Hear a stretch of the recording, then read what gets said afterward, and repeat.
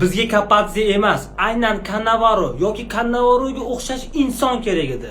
Nimaga bunaqa deyapman? Sizlarda bor fikr federatsiyada yo'q deb o'ylaysizlarmi? Real qaraylik azizlar. Cannavaroning Kapadze borganda ham yaqqol favorit bo'lib, Portugaliya hamda Kolumbiya ustidan g'alabaga erisha olmasdik-ku. Agar Cannavaro olgan 4 million yevroda gapga ketayotgan bo'lsa, video so'ngida men sizlarga hammasini tushuntirib beraman. Nimaga aynan Cannavaro tanlandi va nimaga federatsiya buni ma'qulladi? Agar Kapadze borganda uni hech kim tanimasdi jahonda. Bizga shunday inson kerak edi. Ham futbolchi, ham murabbiy bo'lish kerak edi. Aynan futbolchilik paytida jahon chempioni bo'lgan bo'lish kerak edi. Bunday variantlar orasida Cannavaro ajoyib tanlov edi. Demak, bizga butun dunyo taniydigan, statusga ega bo'lgan shaxs kerak edi va mana shu shaxs topildi.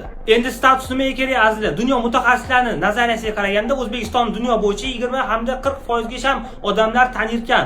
Ya'ni status, Cannavaroning statusi O'zbekistonni foiz darajasini oshirib berardi. Bilamizki, Cannavaro muxlislari dunyoda juda ham ko'p. Tabiiyki bu mediaga ta'sir qiladi. Mediaga ta'sir qilgani butun dunyoga tarqaladi degani. Hozir 21-asr. Agar Kapadze borganda bu darajada nazarga tushmas edik. Mediada ham, dunyo xalqlari orasida ham. Ana endi Cannavaroning pullariga kelamiz. Ha, o'sha sizlar sanab o'tirgan maosh haqida gaplashamiz. Cannavaroga to'g'ri 1 yillik shartnomamiz 4 million yevro. Shuni O'zbekiston 1 yilda 2 barobar qilib chiqara oladi desam ishonasizlarmi? Shu tomonini o'ylamayapsizlar. Ma'lumot o'rnida aytib o'tib keting, 4 million yevro qanaqa pul? U pulga nima qilsa bo'ladi? 4 million yevroga 7 mingdan 9 ming o'rindiqli stadion qursa bo'ladi. Statistikani ta'kidlashicha 2025-yilda O'zbekistonga 11,7 million sayyoh tashrif buyurgan. Deylik 11,7 million xorijiy sayyoh har biri 40 sentdan ishlatsa, bu degani Cannavaroning oyligi chiqadi.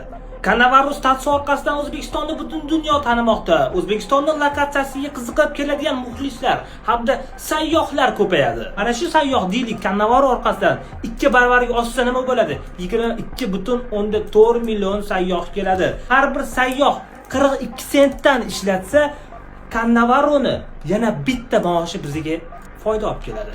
Ya'ni 4 million yevro foydamiz bor. Qisqa qilib aytganda, turizm rivojlanadi, brendlarimiz taniladi, investorlar keladi.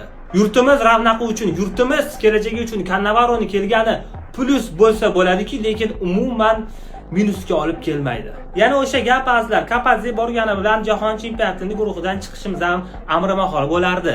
Lekin Cannavaro kelgani yurtimiz kelajagi uchun ancha foydaliroq.